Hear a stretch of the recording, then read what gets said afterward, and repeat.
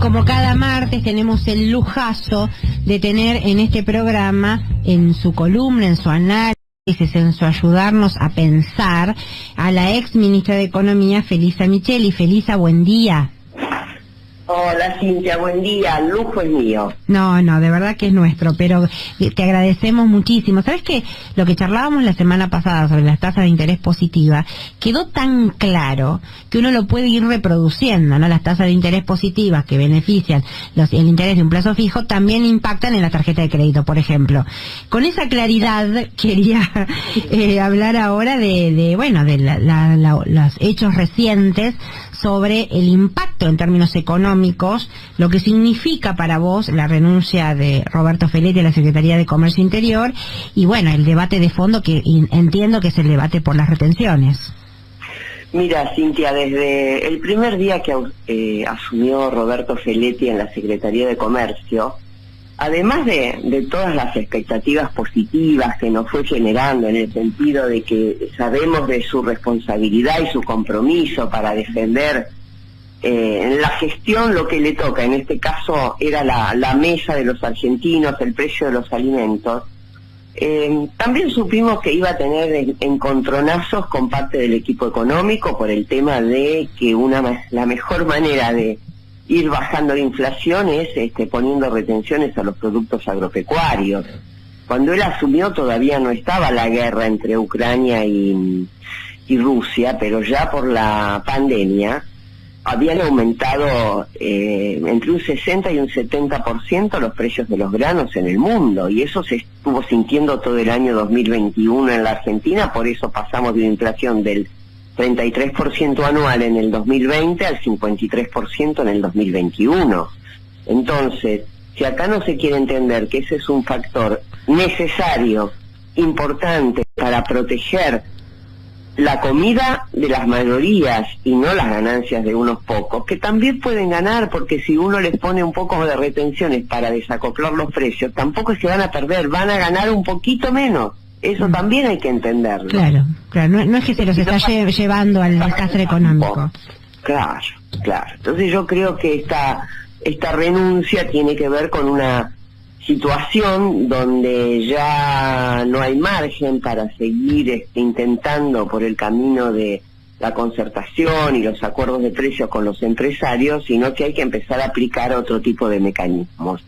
Y por otro lado, todos sabemos también que Feletti ha manifestado en reiteradas ocasiones algunas cuestiones de la política macroeconómica, la necesidad de que la política macroeconómica esté ordenada para que haya una base sobre la cual realizar las medidas que son antiinflacionarias. Si vos tenés una política macroeconómica, por ejemplo, no tenés reservas en el Banco Central, que eso es porque no las acumulaste, el Banco Central no las fue comprando, el Ministerio de Economía no puso una pauta de acumulación de reservas, siempre los factores de poder van a tener presiones devaluatorias, porque saben que el Banco Central está débil, que el país está muy poco firme en materia de divisas, y van a tratar de comprar todas las divisas que se puedan, y por lo tanto van a tener una presión de demanda sobre el mercado cambiario, y van a hacer subir el precio del dólar. ¿Qué pasa? Ahí todo el mundo empieza a pensar, bueno, empezó a subir el dólar, vamos todos a comprar dólares.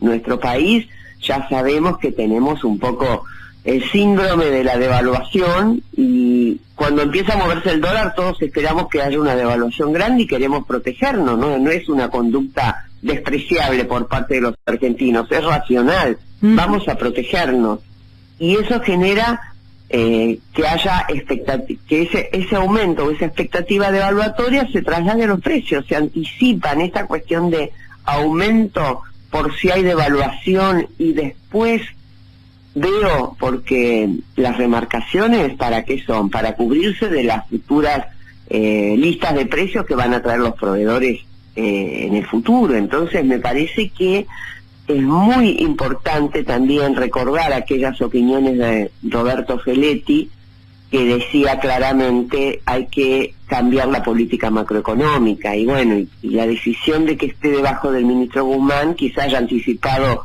su decisión de no continuar en esta batalla en solitario, como yo digo siempre. O sea, estar bajo la órbita, porque ayer yo tenía un debate con un colega respetadísimo, con Mariano Martín, y me decía, bueno, pero no era diferente a estar bajo la política de Culfas, digamos. Yo digo, se profundizaba esa soledad, entiendo yo, con el traspaso de área de la Secretaría, ¿o era lo mismo? Yo creo que desde el punto de vista funcional era mejor estar en economía que en producción, porque en realidad si el secretario de Comercio se va a dedicar a resolver los problemas de la inflación, tiene que estar más cerca de quienes hacen la política antiinflacionaria, que es el ministro de Economía, en esta coyuntura. Pero desde el punto de vista de cómo desarrollar las ideas es exactamente al revés, porque el ministro Guzmán muchas veces dijo que el programa que tenemos es el programa del Fondo Monetario. Eso implica subir la tasa de interés, subir las tarifas, todas cuestiones inflacionarias, todas. Entonces es muy difícil, supongo, para un funcionario como Feletti estar en un lugar donde el objetivo es bajar la inflación, como es la Secretaría de Comercio, y depender de un ministro que provoca, con las medidas que toma y el acuerdo con el fondo, a la situación contraria, ¿no es cierto? Así que me parece que, bueno, el ministro ahora ha encontrado otra persona para ocupar ese lugar. ¿Qué relevancia va a tener, crees vos, la Secretaría de Comercio en este contexto, bajo la órbita de Guzmán, con este programa económico? Creo que poca. No va a tener una interlocución fuerte con los empresarios. Acá hay, entre las múltiples causas de la inflación, hay una que es claramente abuso de posición dominante, y que ni siquiera pasa por los productores de alimentos, sino por lo que nosotros llamamos la inflación de los insumos difundidos, que son los grandes productos que están en la mayoría de las cadenas de valor económicas. Por ejemplo, te voy a poner el caso de el aluminio, es un ejemplo típico, porque el aluminio vos lo encontrás desde la industria de la construcción, en los perfiles para las ventanales, para las distintas obras, pero también lo encontrás en la industria del farmacéutico, en los envases de remedios, en la industria alimenticia, en la protección que tienen muchos de los envases también. O sea, es un insumo crítico que atraviesa muchas ramas de actividad.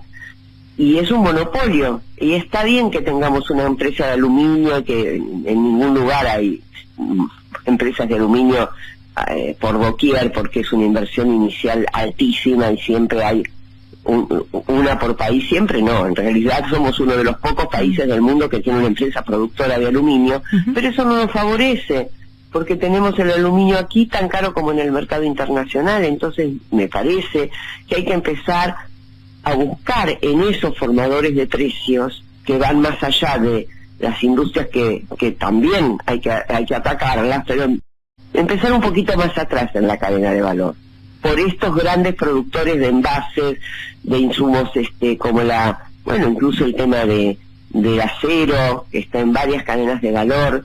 Buscar este tipo de el vidrio, el PET en la industria del plástico, y acordar con ellos una decisión de que no aumenten los precios por una cantidad importante de tiempo, porque ahí empiezan los aumentos y se trasladan a todo lo demás. Me parece, Cintia, que sin esto, que sin las retenciones o algún mecanismo que tenga efecto similar, como por ejemplo que el Estado participe en el comercio de granos con el exterior, también es otra medida que se puede tomar, ¿no es cierto? Pero si seguimos en esta inercia esperando que, ajustando el gasto público para tener menos déficit fiscal, vamos a bajar la inflación, y bueno, lo único que vamos a lograr es parecernos a la reta, como recién lo estábamos escuchando, y no lograr ningún objetivo beneficioso, porque nunca que se trató la inflación bajando la emisión monetaria tuvo algún resultado positivo en la Argentina. Sí, es tremendo y es preocupante. Y agradeciéndote esta charla semanal, te quería preguntar, porque ayer, por ejemplo, anoche, en C5N, Luis Delía, que tuvimos un debate, un ida y vuelta, él dice que en octubre la inflación va a bajar a 3 puntos mensual.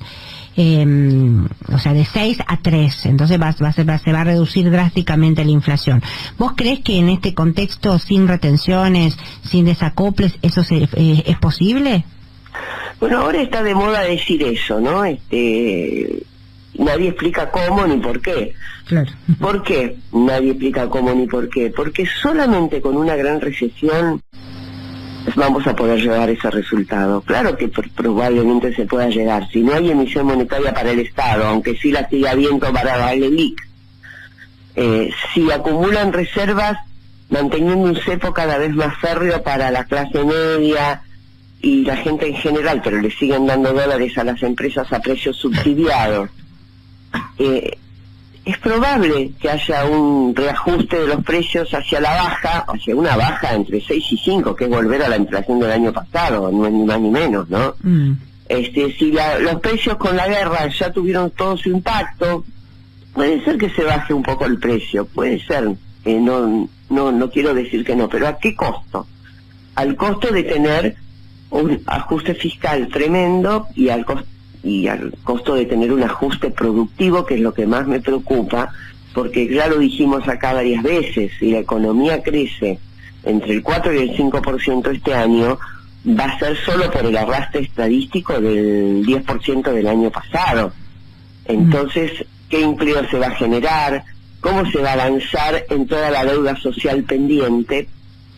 Es imposible de que esto sea satisfactorio para las grandes mayorías. Claro, se llamaría recesión, no eso. Sería, como el año pasado, ¿se acuerdan? Dijimos, hubo un gran crecimiento, pero no hubo distribución. Este año podríamos decir, bajamos la inflación, si es que se logran esos índices, que nadie dice cómo. Bueno, pudimos bajar la inflación de una escala de piso o de promedio del 6 al 3, porque hemos hecho una brutal recesión. Y esto no sería bueno tampoco, porque ni siquiera estamos seguros que eso pueda ser estable o eso pueda no ser realmente una base cierta para que a partir de ahí los índices empiecen a ser mucho más pequeños, que es lo que corresponde, ¿no? Felisa Micheli, gracias por este contacto con la M750. Hasta la semana que viene. Hasta la semana que viene, un abrazo a todos. Abrazo enorme, que tengas un lindo día.